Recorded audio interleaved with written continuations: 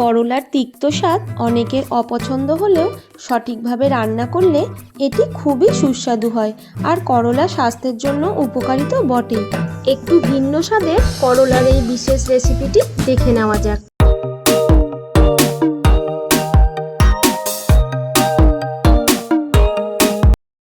এই রেসিপিটি খুবই পুষ্টিকর একটি ঘরোয়া রান্না। এই রান্নার জন্য এখানে আমি নিয়েছি একটা গোটা পেঁয়াজ, এইভাবে অর্ধেক করে নিয়েছি। 4টে কাঁচা লঙ্কা নিয়েছি, লঙ্কাগুলোর বোটাগুলোকে ছাড়িয়ে নেব। একটা মাঝারি সাইজের টমেটো নিয়েছি, 6টা গোটা করলা নিয়েছি, আর নিয়েছি 4 কোয়া রসুন। টমেটোটাকে দুভাগ করে নেব, তাহলে ভাজতে সুবিধা হবে। এই কয়েকটাই সাধারণ উপকরণ দিয়ে অসাধারণ একটা করলার রেসিপি আজ বানাবো। এবার গ্যাস জ্বালিয়ে একটা ফ্রাইং প্যান বসিয়ে নিলাম। ফ্রাইং প্যানটা গরম হয়ে গেলে এর মধ্যে প্রায় 3 টেবিল চামচ মতো সর্ষের তেল দিয়ে দিলাম।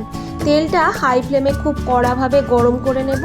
তেলটা খুব ভালোভাবে গরম করে নিয়েছি। এই সময়ে গ্যাসের ফ্লেমটাকে আমি লো করে দেব।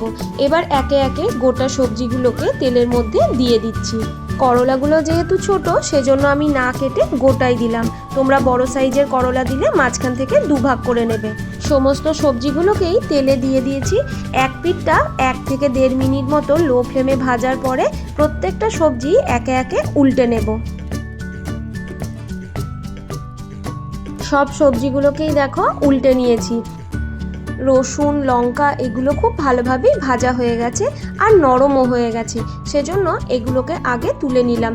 পেঁয়াজটাও খুব ভালোভাবে ভাজা হয়ে গেছে, এটাকেও তুলে নিলাম।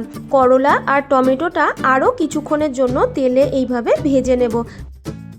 আরও 1.5 থেকে 2 মিনিট মতো লো ফ্লেমে ভাজার পর এগুলো প্রায় নরম হয়ে গেছে আর খুব সুন্দরভাবে ভাজাও হয়ে গেছে। প্রথমে টমেটোটাকে তুলে নিলাম, তারপর করলাগুলোকেও তুলে নিলাম। গ্যাসের ফ্লেমটাকে এবার আমি বন্ধ করে দিয়েছি। খুব কম সময়েই এই রেসিপিটি বানানো হয়ে যায় আর খেতেও কিন্তু দুর্দান্ত হয়। এর মধ্যে এখন স্বাদ অনুযায়ী লবণ দিলাম। এখানে আমি 1 চা চামচ পরিমাণ লবণ দিয়েছি। এবার সমস্ত উপকরণ খুব ভালোভাবে মেখে নিতে হবে। করলা যারা একেবারেই অপছন্দ করো, তারা এই রেসিপিটি একবার খেয়ে দেখতে পারো, আশা করি ভালো লাগবে। আর করলাগুলোকে তেলে ভাজার পর এর তেতো ভাব অনেকটাই কমে যায়।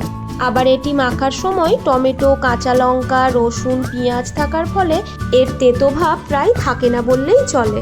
টমেটোর খোসাটা ফেলে দিলাম আর করলার ভেতরে যে বিচনগুলো ছিল সেগুলোও বের করে ফেলে দিলাম। আগের থেকে অনেকটা ঠান্ডাও হয়ে গেছে। এবার এগুলোকে চটকে চটকে মেখে নেব।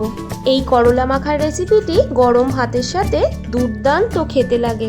করলা রক্তে চিনির পরিমাণ কমায়, ফলে ডায়াবেটিস রোগীদের জন্য তো খুবই উপকারী। এই রেসিপিটি তোমাদের কেমন লাগলো অবশ্যই আমায় কমেন্ট করে জানিও।